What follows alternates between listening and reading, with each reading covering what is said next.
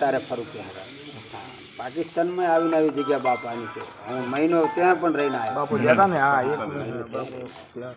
બાપાનો પ્રતાપ છે. કોઈ પણ એટલે આ તો અલૌકિકમાં શિવનો ગણ છે. શિવનો અવતાર કેવરાતો.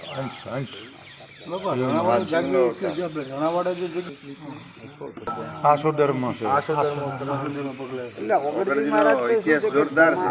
જેટલી જગ્યાઓ છે ને બધી એ તમામ દશનામના ગુરુ ગાવરાય.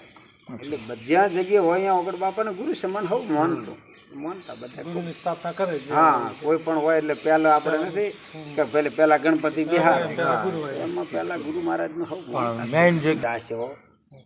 એક મહિનો રહ્યો ને, મને તો હિન્દુઓ એટલા માનતા અને મુસલમાનો પણ એટલા પછી લાગવા આવતા. અહીંયા આપણે હિન્દુના ફકીર કે હિન્દુ કા ફકીર એટલે મુસલમાનો મને તો પછી લાગવા. મને કોઈ જાતની ત્યાંની સરકારે પણ મને ફૂલ ફેસિલિટી આપે.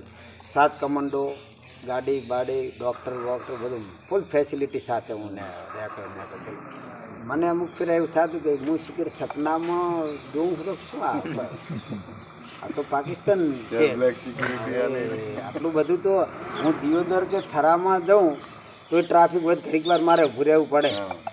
અને હોય તો ફટાફટ કરાચીની બજારની અંદર અને આટલું બધું છે. એટલે તો હું સપનું જોવું શીખશું છે એવું મન થતો. મને એવું હતું જયંતિભાઈ કે ચમ તમારે નાનો દીકરો હોય ને ઓંગળી પકડીને કે મારે બાપા આ જુએ છે તમે લઈ જાઓ વતાડોનો આડો પૂરો એમ. મને પછી એવું લાગતું કે ઓગળજી મહારાજની હું ઓંગળી પકડીને ફરું મને બાપા બધું બતાડે કે એ દેશમાં ફરવું અને એ દેશની અંદર સનાતન ધર્મની જૈન બોલાવીને સત્સંગ કરવો. જયંતિલાલ પણ એ અમુક તો અહીંયા આનો આજ હતો. અહીંથી હેડ્યો તીધી કહીને હેડ્યો કે જીવશન જગ માલશે ને 90 કોટી જવા બાકી હિંગળાજના દર્શને જવું ખુટો. હવે જીવું છું ગુલાબ સિંહ તો આવું છું. બાબા પાકિસ્તાનમાં એક્ઝેટ કઈ જગ્યાએ આવ્યું આપણી?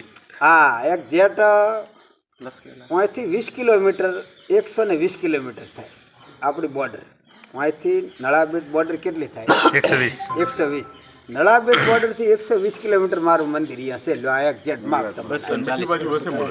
હા, મીઠીથી આમ મીઠી એસપી ઓફિસ મીઠી લાગે. મારી એન્ટ્રી નોંધાવે હું મીઠી ગયો હતો એટલે મીઠી જાય. અને અહીંયા સલીમકોટ નામનું આ શહેર છે. સલીમકોટ શહેર એ સલીમકોટની અંદર આપણે ઓગળજી મહારાજનું આવું કર્યું છે મંદિર. 3 મંદિર બંધાયા અમે અહીંયા. પહેલું શંકર ભગવાનનું, વચમાં ઓગળજી મહારાજ અને આમાં કાંઈ હિંગળાજમાં. સીટ આટલી મોટી જગ્યા છે અને એની અંદર આવો દરવાજે મેં હડમન બેહાર્યો અને એ હડમનનું નામ આવ્યું ભારતનું હડમન. કાયમ 2 ટોણા જય બોલો ભારતના હડમનની જય. કે બાપા કે આ શું મૂકવા મારો ભારતનું હડમન બિહારીને જવું લો કે આ સંસ્થાની અંદર કોઈ આઘા પાછું ના થાય. આ ધોકો લઈને બેઠો છે કહો એટલે આનું નામ ભારતનું હડમન. હા, અત્યારે બેઠો ભારતના હડમનની જય બોલાવવું. અને મોટું આપણે ત્યાં એક દવાખાનું બંધાયું મેં. મારે અહીંયા લગભગ 80-85 લાખ પેટ પૂજા આવી હતી. એના લોકોએ ખૂબ આલ્યું હતું. હું 5 રૂપિયા 10 રૂપિયા ખાલી લાવ્યો હતો. બાકીનું મેં અહીંયા શું છે ગરીબ વસ્તી ખૂબ છે. હા બાબા, ગરીબી ખૂબ છે. હિન્દી કોમ્યુનિટી બહુ હિન્દુ રે ગરીબ ખૂબ છે. આમાં શું છે જે શેઠ સુખી છે એ સુખી છે.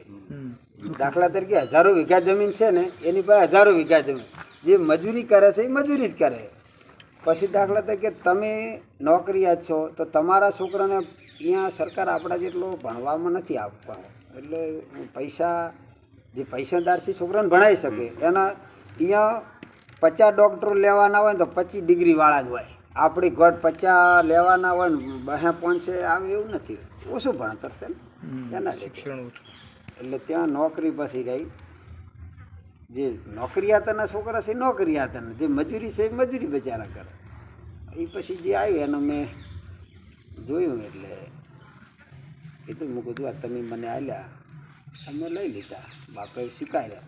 પણ ઓગળજી મહારાજ આજ મને એવું કહે છે. મને જયંતિલાલ ઇટોણે જયંતિલાલ વિરચંદ યાદ આવ્યા. અમારા થરામાં જેવીસા મને યાદ આવ્યા. અહીંયા પાકિસ્તાનમાં થરાની અંદર જ્યારે દવાખાનું કર્યું ત્યારે જેવી સાહેબ 2 રૂમ જ ખાલી કર્યા હતા. એકમાં દવાવાળો બેસતો ને એકમાં ડૉક્ટર બે હતો બીજું તો સાહેબ અહીંયા બધા બાવા